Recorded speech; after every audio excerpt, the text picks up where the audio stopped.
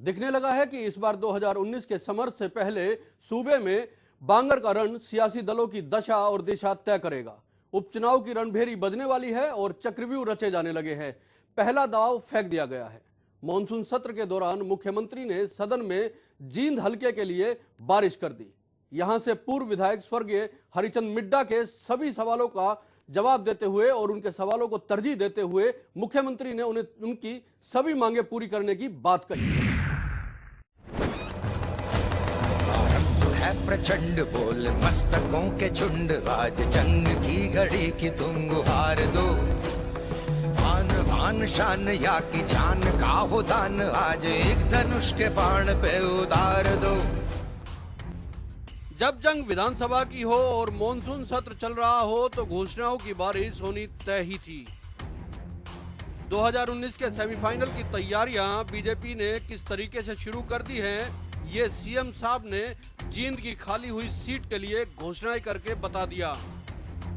मतलब बांगर का रण इस बार कैड़ा होने जा रहा है।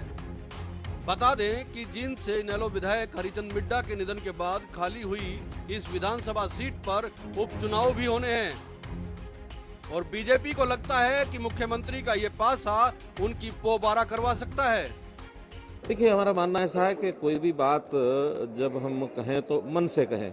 हमने हमारे जो विधानसभा के वर्तमान सदस्य थे श्री हरिचंद मिड्डा, जो जींद से विधायक थे, उनको हमने श्रद्धांजलि दी और श्रद्धांजलि देने का जो बढ़िया तरीका मुझे लगा कि इस सेशन के अंदर उनके 8 स्टार्ड क्वेश्चंस थे, एक अनस्टार्ड क्वेश्चंस था, 9 क्वेश्चन उनके आए हुए थे।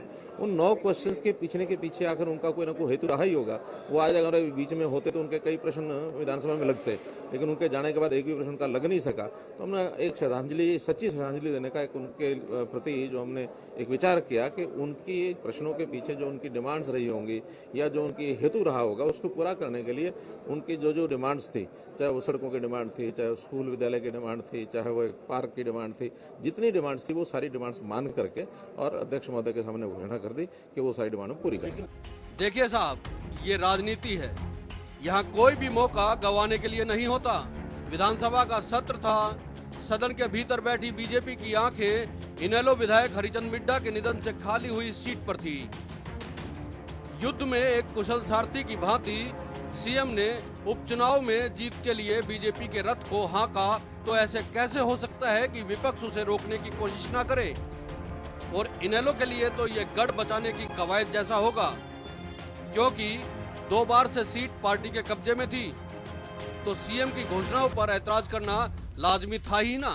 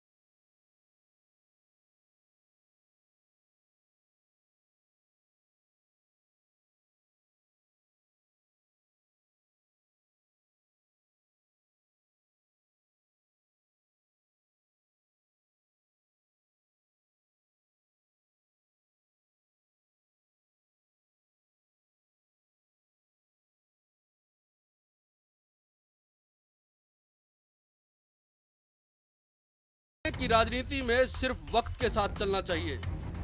हरिचंद मिड्डा के बेटे कृष्ण मिड्डा की पिछले दिनों मुख्यमंत्री से हुई मुलाकात को राजनीति के जानकार कुछ इसी तरह देख रहे हैं। हालांकि बीजेपी की टिकट पर यहां से पिछली बार के उम्मीदवार रहे सुरेंद्र बरवाला समेत कुछ और चेहरे भी हैं, जिन पर जातिगत समीकरणों को देखते हुए पार्टी दांव खेल सकती है।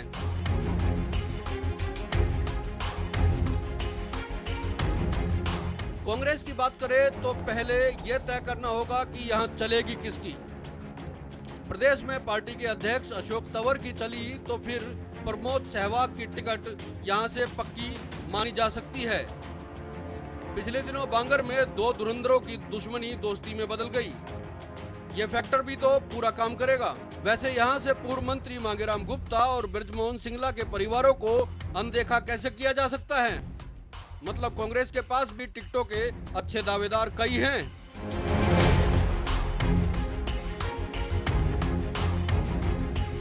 पिछली 2 बार से ये सीट इनेलो के खाते में रही है। अब क्योंकि इनेलो ने अपना चश्मा बसपा के हाथी को पहना दिया है तो दूर तक और साफ दिखाई दे रहा होगा कि क्या करना है और सीट बचाने के लिए किस तरह के लोगों को टिकट देनी है। कुछ हद तक यह विचार भी किया जा सकता है कि अगर कमल के साथ बात नहीं बनी तो मिड्डा के बेटे कृष्ण का नाम ईवीएम मशीन पर चश्मे के निशान के सामने हो सकता है। लेकिन यह भी हो सकता है कि पार्टी इस बार किसी ऐसे चेहरे को सामने लाए जो एकदम नया हो। चंडीगढ़ से पवन सिवर के साथ सियासत दिस वीक डेस्क।